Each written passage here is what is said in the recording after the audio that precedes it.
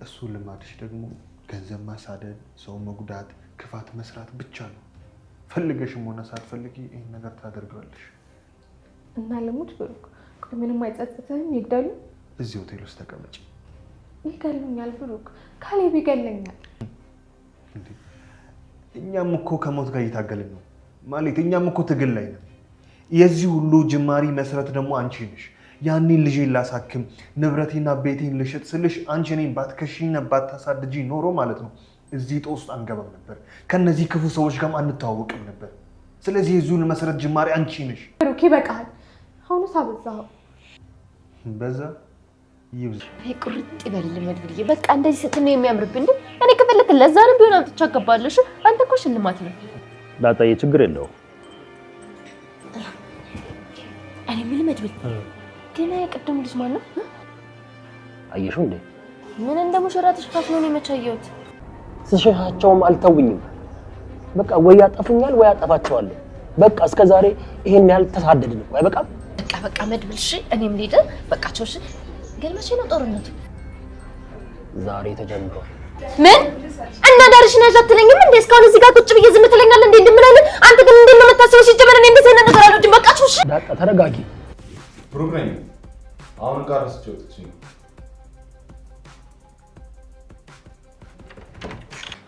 ይሄን ይወደት አንቺም ደስ ይበልሽ እንጂ እንደውም ሰርጉ ሰኞ ነው። መስከረም 5 ነው። እሺ ምን ነቃቡ አልፈልግም። እሺ ሄዳችሁ ዛሬ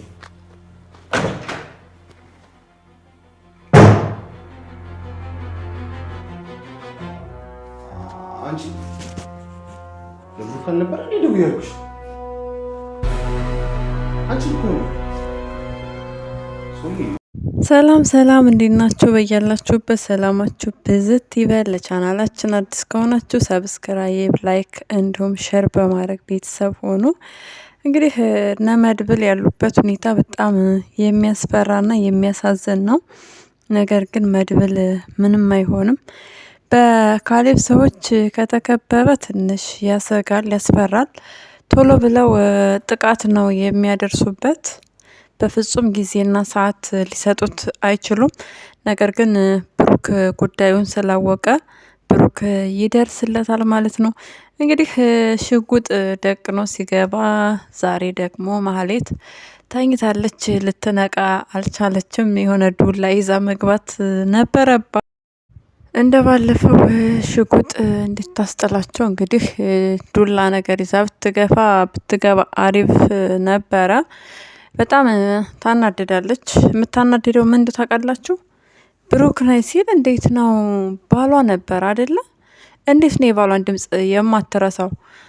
የምትረሳው? ሲቀጥል ደግሞ ምን እቃ አለ ብላ እንዴት አልጋዋን የተቀመጠበትን ቦታ ዘወር ብላ አታይም?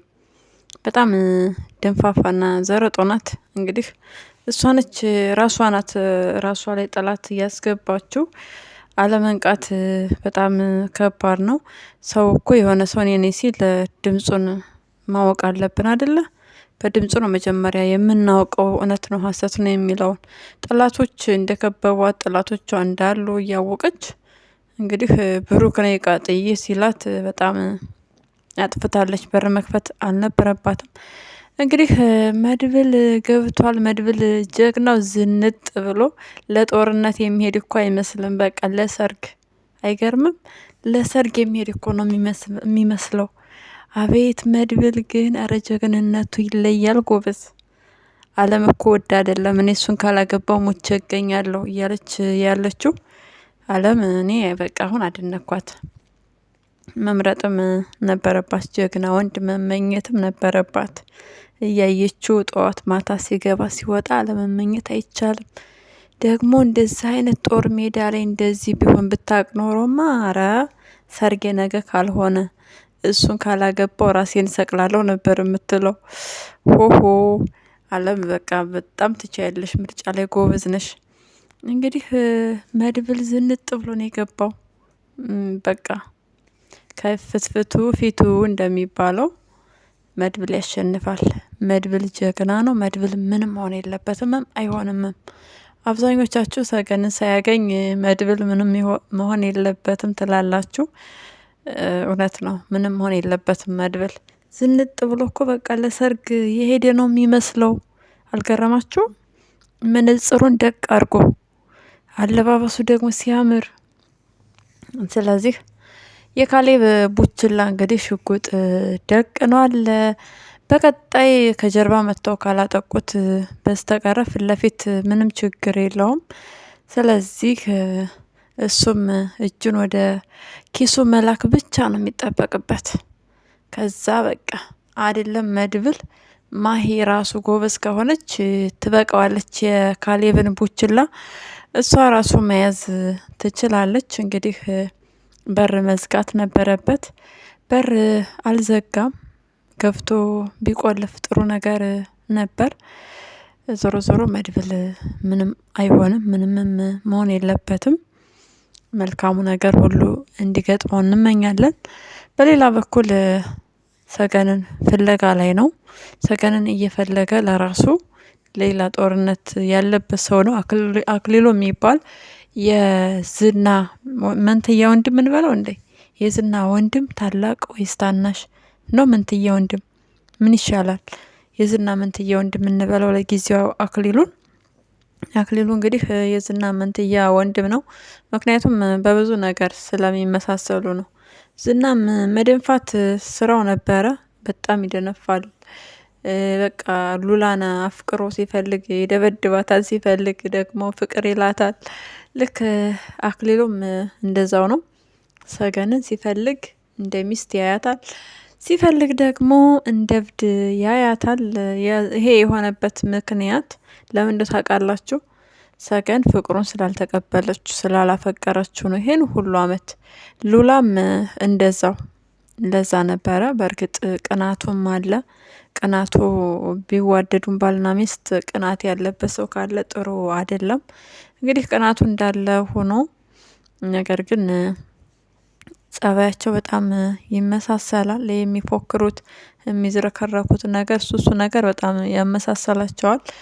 እንግዲህ ድል ለመድብል በቀኝም በግራም ሁላችንም እንመኝለታለን። ምንም እንዲሆንብን አንፈልግም። እንዲሁም ብሩክ ይሄድ ሆኖ ብሩክ ከሄደ ይጠቃሉ የሚለው ነገር ያሳስበናል። ብሩኬ እንግዲህ መሄድ የለበትም። እሱ ከሄደ በእርግጠኛነት ሌላ የዚህ ከማሄ ጋር የገባው ልጅ የእሱ ጓደኛ ሊይዘው ሊየው ይችላል። እንግዲህ እሱ አያውቃቸውም። ብሩክን ግን ያውቁታል። የካሌብ ሰዎች ያውቁታል። ብሩክ ግን የካሌብን ሰዎች አያውቃቸውም። እንግዲህ ሁለታቸውም ሽጉጥ ካላቸው ቢያንስ ራሳቸውን የመከላከል አቅም አላቸው። በሌላ በኩል ደግሞ አለም እየተዝረከረከች ነው። አለም በጣም መዝረክራክ አብዝታለች። አሁን ብንሄድባት እንደ ሀሳብ ምን ይመስላችኋል? ታረቀኝን ገብቼ ካልተደባደብኩ ብላ እነ መድብል ደግሞ ያሰሩት በምንድን ነው? በቃ በማይረባ ነገር ነው ያሰሩት። ያ ብረት የታለ? ብረት ማሰሪያው ቁልፍ ነው እንጂ ማሰርን እኮ እነሱ አስተምረዋቸዋል አይደል እንዴ? እነሱ እንዴት ነበር ያሰሩት ብሩክን? በሰንሰለት አስረው ሰንሰለቱን ቆልፈው እንዴ? ተው እንጂ ምን ሆናችኋል? መድብል ራራህለት እንዴ? ራራህለት አይደል? አይ መድብል ነገር እንደው አንጀትህ እኮ ስፍስፍ ይልብሃል አንዳንድ ጊዜ አይደለ? ኮስተር ቆፍጠን ነው የሚያዋጣ። ጠላቶች ላንተ አርፈው አይተኙም። እንግዲህ የታሰረበት ገመድ ተፈቶ ነበረ። እሱ ግን የታሰረ መስሎ ቁጭ ብሎ ያቺ ጎበዝ ስትገባ ብር ሰጥሻለው፣ ወርቅ ሰጥሻለው እያለ እኔ ራሴ ከኪስህ አወጣለሁ ስትለው እጁን የታመመ መስሏት የታሰረም መስሏታል። እሷ ከኪሱ ልታወጣ ስትል እንግዲህ እንቅ አርጎ ይዟታል። ስለዚህ ተገቢ አይደለም እዛ ጋር መግባቷ። በዛ ሰዓት በዛ ጊዜ በጣም አስፈላጊ ነገር አይደለም። ምክንያቱም መድብልና ብሩክን ለማስጠቃት አጠቃላይ ቤተሰቦቿን ለማስጠቃት ነው። ማሰብ መቻል አለባት። እና ብሩክም መዝረክረክ የለበትም፣ መጠበቅ ነበረበት ብሩክም ቤት ውስጥ ስላለ። ስለዚህ እንግዲህ እንደምንም ተንፈራፍራ ጉልበት እኮ አላት። ግን አለም ጉልበት አላት እኮ። ታሬን ራሱ እንደው ልግጠማው ብትል ትገጥሙ ነበር አይደለ? እስኪ እናበረታታት። አለምዬ አንቺ እኮ ታሬን በቃ ትገጥሚዋለሽ። በዛ ላይ 7 ነፍስ ነው ያለሽ ብንላት ምን ችግር አለው? እስኪ እናንተ ሀሳብና አስተያየታችሁን ለአለም ጻፉላት። አይሻልም? ብትነግሯት ይበልጥ ትሰማለች። ስለዚህ እግሩ እንዳጋጣሚ ተመቶ ስለነበረ የእግሩን ቁስል በእርግጫ ስትለው እንግዲህ ለመታመም እና እሷን ለመልቀቅ ችሏል። ከለቀቃት በኋላ ምንም እንዳልተፈጠረ በቃ ራሷን አረጋግታ ሄዳለች። ነገር ግን ብሩክ አውቋል። ብሩክ አውቆ ከእንደገና ቁልፍ አንስቶ ነው የሄደው። በተመሳሳይ ደግሞ ዳጣ ራሱ ገብታ ይሄንን ሌባ እያለች ነው ከማህሌት ጋር አብረው እየሄዱ ነበረ። ከአንዴም 2 ሄደዋል። ልክ የመድብል ወዳጅ መስሎ ስለ መድብል እያጣራ ነበረ። ዝና ሞተ እንዴ? ስለ ዝና ምን አለ መድብል እያለ ሲጠይቃት ነበር።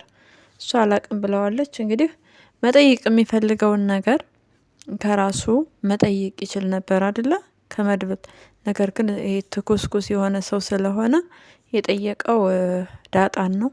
ዳጣን የመድብል ወዳጅ መስሎ ነው እንሂድ ማህሌት ጋር ምግብ እንስጣት ሲል ዳጣ ዲጥጥጥ የመድብል የእህቷ በቃ የመድብል የወንድሟ ጠበቃ የወንድሟ መከታ እኮ ነች። በጣም ነው የምኮራባት እኔ ዳጣን። የሆነት ደወለችና መድብል ለማንኛውም ልሄድ ነው ማህሌት ጋር ታረቀኝ ጋር ብላ አሳውቃ ነው ሄደችው። አያችሁ ብልሃቷ። ብልህ እኮ ነች ዳጣዬ ማለት እዋ ጠብሳ የበላች ነች። የአራድዬ ልጅ እንደዛ ነው የምትለው ራሷንና በጣም ደስ ይላል። ነገር ግን አሁን ያንን ተንኮሉና ያንን ሴራውን ስለደረሰችበት ገብታ መግረፍ ትፈልግ ነበረ። ዝናን ለመግረፍ ሞክራ ነበረ። በዛ ጊዜ በጆሮሽ የምነግርሽ አለ ሲላት ለጥ ስትል እንግዲህ ጆሮዋን በእንክሻ ይዟት ነበረ። ያው አንዳንድ ጊዜ መሸወድ ያለ ነው። ጆሮዋ ተርፏል። በጣም ነው የተረፈ ዳጣዬ። አሁን የታሰረን ሰው እንደው መቅረብ ጥሩ ስራ ነው። እጅ የለው በእጁ አይመታሽ፣ እግር የለው እግሩ ታስሯል። እንደው አይረግጥሽ ነገር ሆኖበት ነው እንጂ በዛ ጊዜ ቢያገኝሽ ይገልሽ ነበር። ዝና ራሱ የታሰረ ሰው አይመታም ይላል። ምክንያቱም መድብል በጣም ጨዋ ስለሆነ እንግዲህ የጨዋነቱ አምላክ እንዲረዳው ምኞታችን ነው። ስለዚህ ዳጣም ገብታ መደብደብ ትፈልግ ነበር። የታሰረ ሰው አይመታም ስለተባለች ለዛ ነው እንግዲህ እሱ ታረቀኝ ስላልወጣ ደስ ብሎናል። መውጣትም የለበትም። አሁን ላይ ካሌብ ወጥቶ ይገጥማል ወይ መድብል ጋር የሚለው ነገር አሳሳቢ ነው። ካሌብ ቡችሎቹ ነው እንጂ የሚልከው በጭራሽ ሌላ ሰው አይልክም። እንግዲህ የመጀመሪያ ቀኝ እጁ ዝና ነበረ። ከዝና ደግሞ ታረቀኝ ነው። ከታረቀኝ እንግዲህ እነዛ አሁን ያሉት ኩታራ ናቸው። ማሂም በዛ ጊዜ አብራ ስትሰራ እኔ የዝናን ቦታ ወስዳለሁ እያለች ነበር። ይቺ ድዙ የሆነች ሴትዮ እሷ ማለት እንግዲህ ወይ ካራቴ አትችል ወይ ሩጫ አትችል፣ ምንም የምትችለው ነገር ሳይኖራት እንደው ልቧ ብቻ ነው ክፋት ያዘለ የነበረ። ብሩክ በአንቺ ምክንያት ነው እዚህ ነገር ውስጥ የገባውት እያላት ነው። በትክክል እውነት ነው። ልጁን ለማሳከም ሲፈልግ የሞገስን ገንዘብ አሳግታ እሱን ከሳ ብዙ ነገር አድርጋለች። አቤት የማሂ ክፋትና የማሂ ግፍ እኮ ተቆጥሮ ይሄ ነው ተብሎ በጭራሽ የሚያልቅ አይደለም። የእውነት አሁን ላይ ብዙዎቻችሁ አሳዘነችን ምናምን ትላላችሁ፣ ግን እንደው እስኪ ወደ ኋላ መለስ ብላችሁ አስቡት። እነ መድብልና ብሩክ እኮ ይተዋት ነበር። እንደነ ዝና ቢሆኑ ኖሮ እንደነ ካሌብ ቢሆኑ ጉዳያቸው አይደለም። ሲጀምር እነ ካሌብ እንዳስገደሏት ነው የሚቆጠረው። እንግዲህ መድብል ለፍትህ የቆመ ሰው ስለሆነ እስካሁን አጠገቡ አለ። ብሩክም በተመሳሳይ ወንድ ልጅ ከወለድኩ እንግዲህ ይቅርታ አረግልሻለሁ ብሏታል።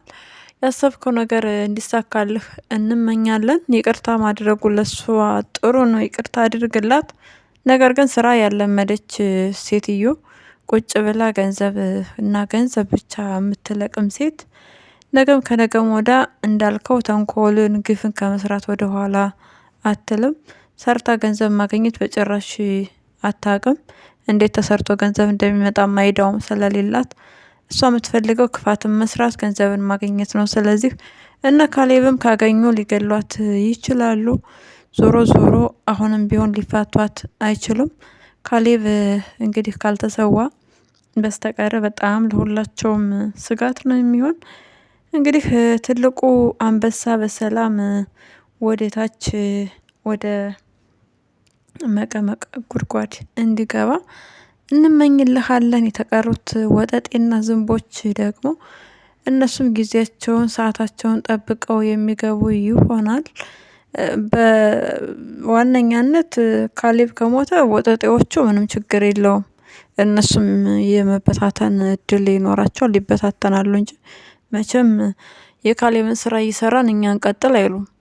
ስለዚህ አቶ ካሌብ ሞሲሳ መልካም የመውረድ ጊዜ እንዲሆንልህ እንመኛለን። ዲል ለመድብል ዲል ለብሩክ እያላችሁ በኮሜንት ቅውጥ አድርጉልኝ። ለዛሬ ያዝንላችሁ ቪዲዮ ይህንን ይመስላል። በሌላ ቪዲዮ እስክንገናኝ መልካም ጊዜ እንዲሆንላችሁ ተመኘን። ለቻናላችን አዲስ ከሆናችሁ ሰብስክራይብ፣ ላይክ እንዲሁም ሼር በማድረግ ቤተሰብ ሆኑ። ሀሳብና አስተያየታችሁን ኮሜንት ላይ ጻፉልን። እናመሰግናለን።